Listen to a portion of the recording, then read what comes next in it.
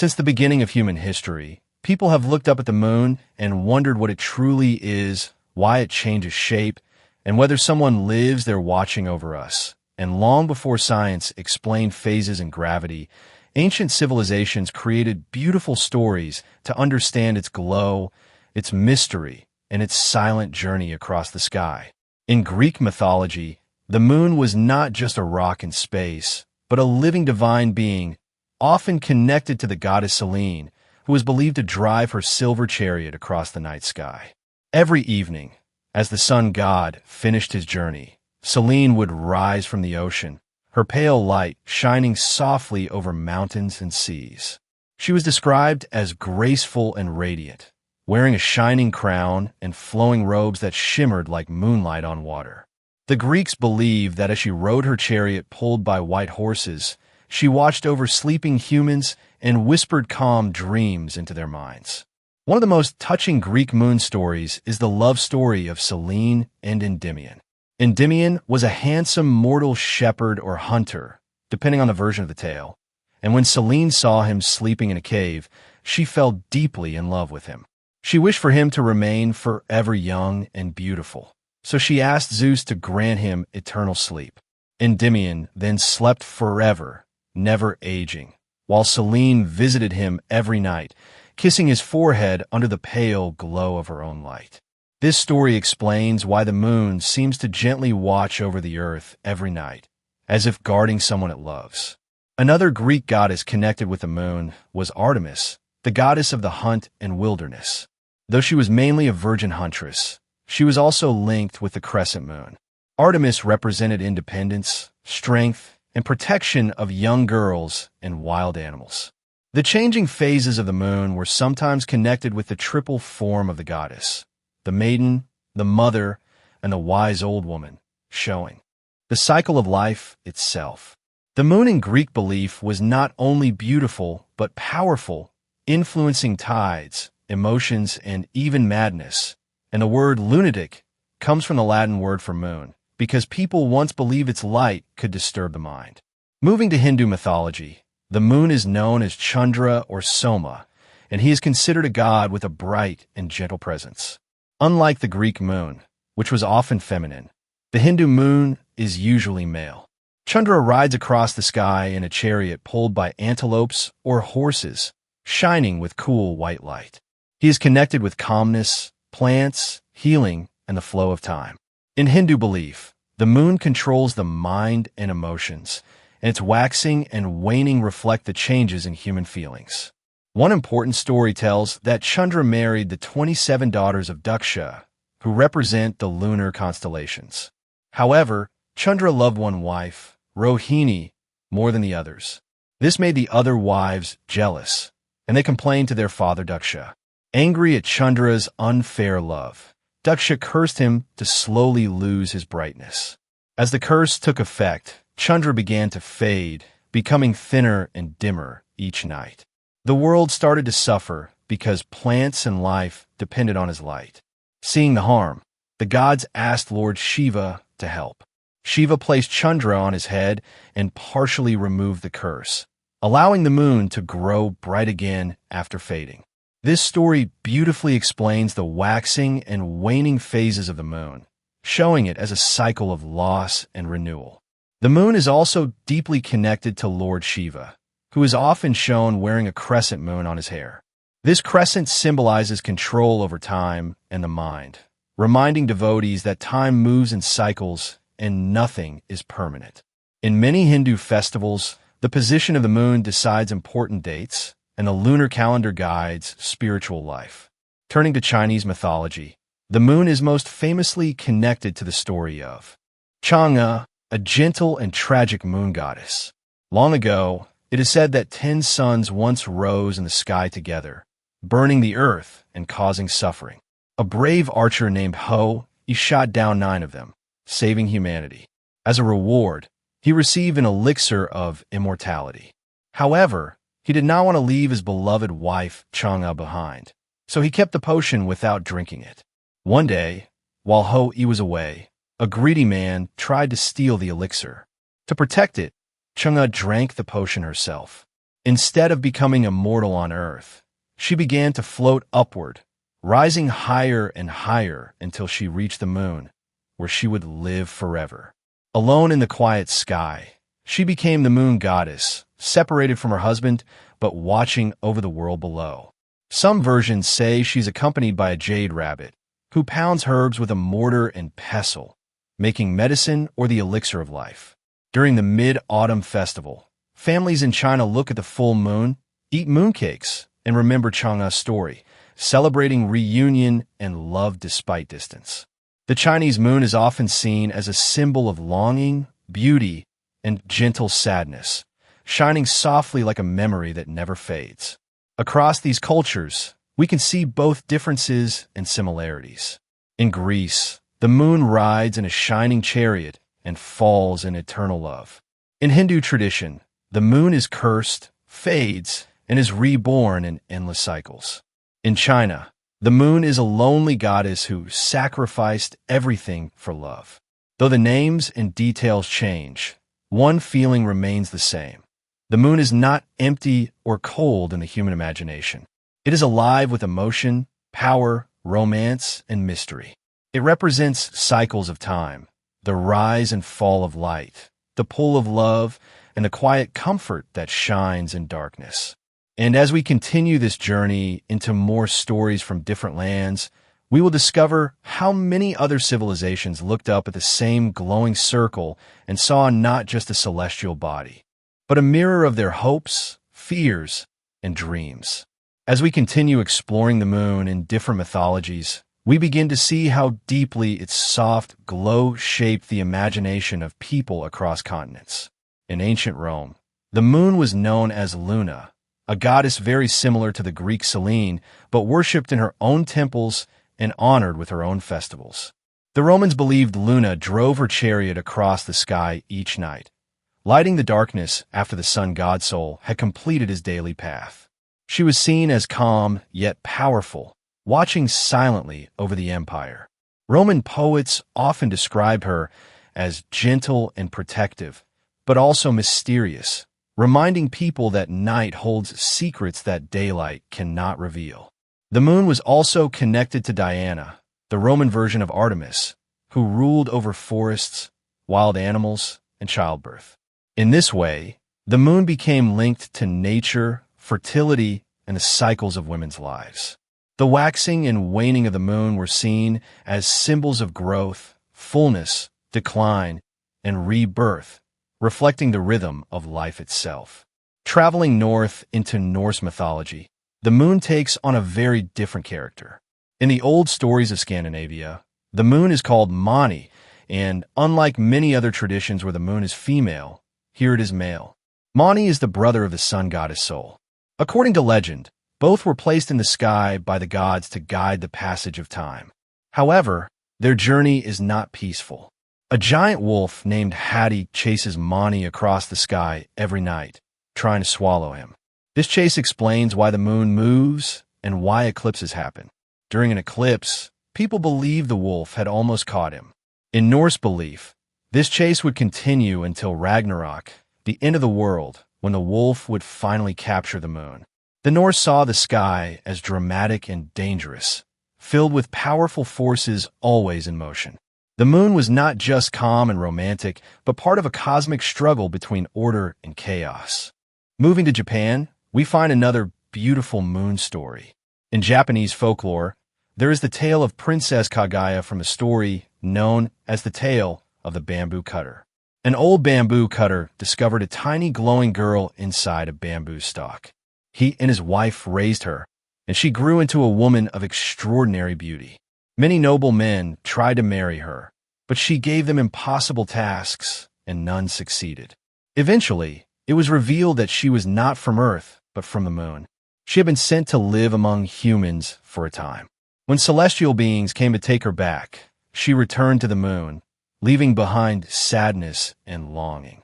The emperor himself fell in love with her, and after she left, he burned her letter and the elixir of life she had given him on the highest mountain, which some say explains the smoke of Mount Fuji.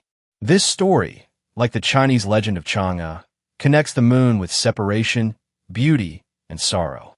It reflects the idea that the moon belongs to another world, close enough to see yet too far to reach. In the mythology of the Aztecs of Mesoamerica, the moon also plays a dramatic role. One story tells of the god Nanahuatzin, a humble and sickly deity who sacrificed himself by jumping into a sacred fire to become the sun. Another proud god followed him into the flames.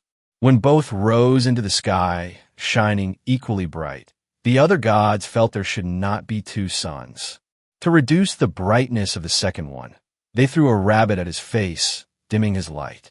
That second shining figure became the moon, and the shape of the rabbit was believed to still be visible on its surface. Even today, many cultures in Asia and Central America speak of seeing a rabbit in the moon rather than a man. This shared image shows how human imagination finds familiar shapes in distant light.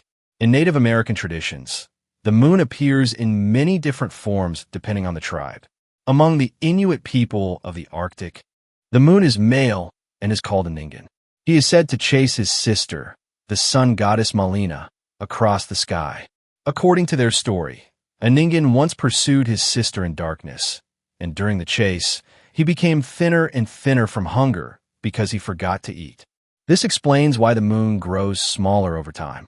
After disappearing completely, he begins to eat again and regains his size, creating the cycle of phases. This story reflects survival in harsh northern lands, where hunger and endurance were part of daily life. For the Cherokee people, another story tells that the sun once kept the world too hot. The animals decided to send someone to place the sun in a box to control its heat. After several attempts, they succeeded, but the box became too bright and light escaped into the sky, forming the moon and stars. In African mythology, the moon often represents renewal and immortality. In some Banda stories, the moon sends a message to humans saying that just as it dies and is reborn each month, humans too will die and return to life. However, a messenger changes the message, telling humans they will die and never return. Because of this mistake, humans became mortal. The moon, which continues its cycle of rebirth, reminds people of what could have been. This myth explains death and the difference between human life and the eternal sky. Across Polynesian islands, stories of the moon are also deeply poetic. In Maori mythology from New Zealand, the moon is called Marama.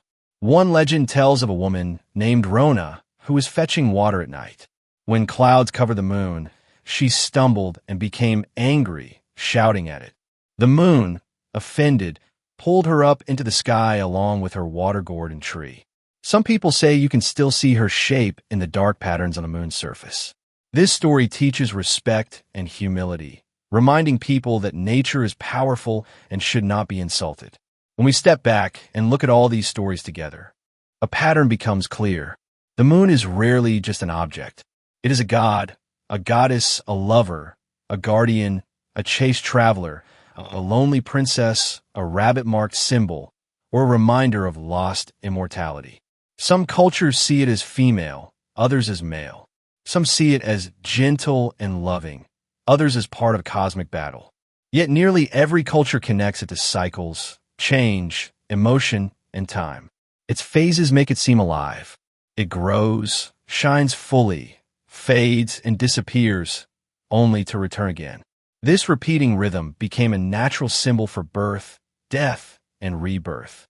Unlike the sun, which burns too brightly to stare at, the moon invites quiet observation. It appears at night when humans rest, dream, and reflect. Perhaps that is why so many myths connect it with love, longing, madness, or mystery.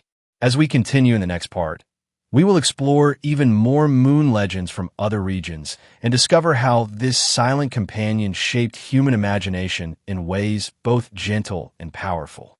As we move further across the world, the moon continues to shine not only in the sky, but also in the stories and beliefs of many ancient cultures, each adding new meaning to its soft light.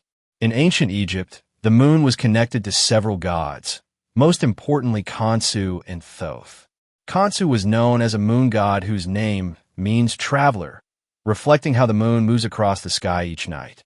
He was often shown as a young man with a sidelock of youth and a lunar disk resting on his head.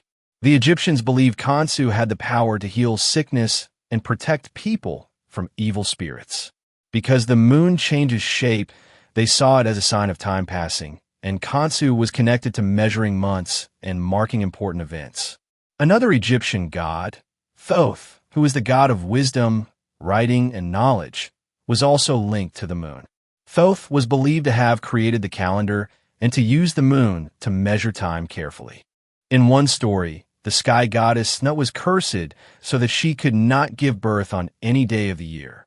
Thoth gambled with the moon and won extra light from it, creating 5 additional days that did not belong to the regular calendar. On those days, Nut was able to give birth to her children, including Osiris and Isis. In this story, the moon becomes a symbol of cleverness and balance, helping restore harmony when rules seemed unbreakable. Moving to the lands of the Maya in Central America, the moon was often represented as a goddess connected with fertility, weaving, and water. The Maya closely observed the sky and built temples aligned with lunar cycles. One moon goddess, often identified as Nine Shell, was associated with childbirth and medicine. She was sometimes shown as a young woman and other times as an old woman pouring water from a jar, symbolizing rain and life. The moon's connection with water was very important because tides and rainfall were essential for crops. The Maya believed the moon influenced human fertility and the growth of plants, making it a powerful force in daily life. In some stories, Nine Shell was married to the sun god, but their relationship was not always peaceful. Their arguments were said to cause eclipses or storms, showing again how the moon and sun together shape the balance of the world. In the Pacific islands of Hawaii, the moon also held deep meaning. Hawaiians carefully followed the lunar calendar, dividing each month into specific nights, each with its own name and purpose. Fishing, planting, and even spiritual ceremonies were guided by the moon's phase. One legend tells of Hina, a goddess associated with the moon. In some versions, Hina grew tired of her life on Earth and climbed a rainbow to reach the moon. There, she found peace and now lives quietly, sometimes accompanied by a magical banyan tree. The marks on the moon are said to be the shadow of that tree. Like many other cultures, Hawaiian mythology connects the moon with escape, transformation, and a peaceful world beyond human struggle. In ancient Mesopotamia, one of the earliest civilizations in human history, the moon god was called Sin or Nana. He was one of the most important gods in the Sumerian and Babylonian pantheon. Nana was seen as wise and powerful, traveling in a boat-shaped crescent across the night sky. Temples were built in his honor, especially in the city of Uar. He was believed to judge human actions and reveal truth in darkness. Because the moon appears when the sun disappears, it was seen as a light in times of uncertainty. Nana was also the father of Shamash, the sun god, and Ishtar, the goddess of love and war, forming a divine family that ruled the heavens. The crescent moon symbol became very important in this region and continues to be a powerful sign in many cultures today. In some Aboriginal Australian traditions, the moon is male and connected to stories of creation and law. One story tells of Balu, the moon man, who fell in love with a woman on Earth. He asked her to come live with him in the sky, promising she would never die. However, she was afraid and refused. Angry and sad, Balu declared that humans would die and not return, while he would continue to rise again after disappearing. This story, like some African myths, explains mortality by comparing it with the moon's rebirth.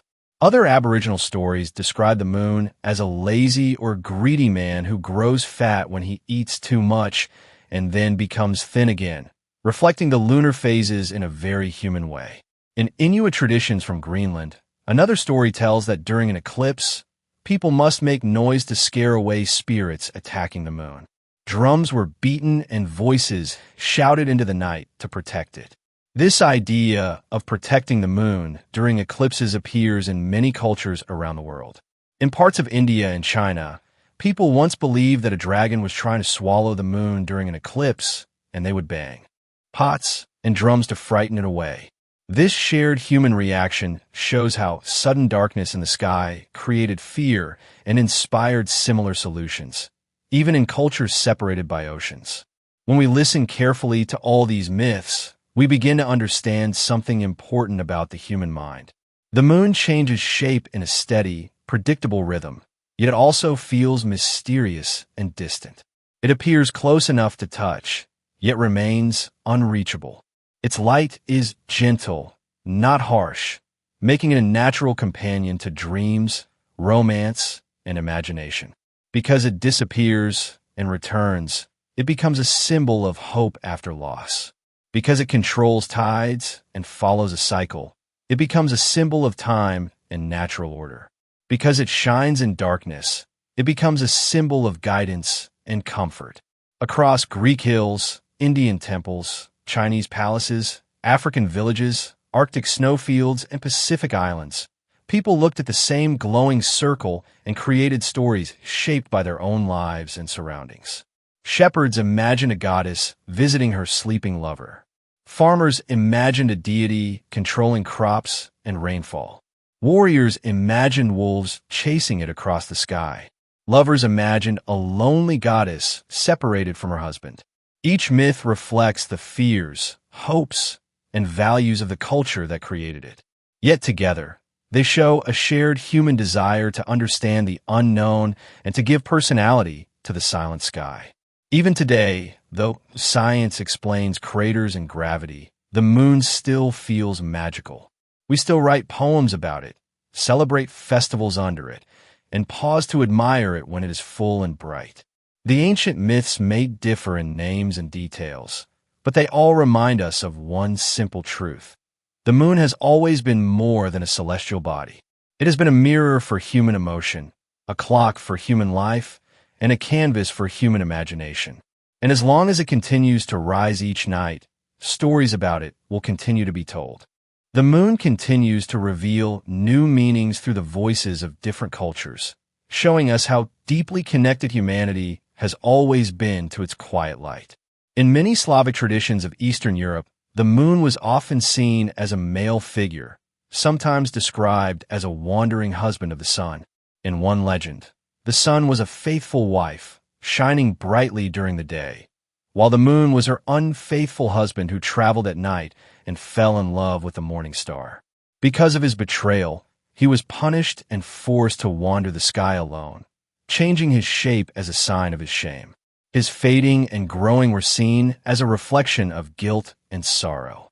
This story turns the moon's phases into a lesson about loyalty and consequences, showing how even the sky reflects moral values. In some Baltic myths from Lithuania, the moon god, called Minulys, was also married to the sun god Sol. When Minulys was unfaithful, the thunder god Perkunas cut him in half with a sword.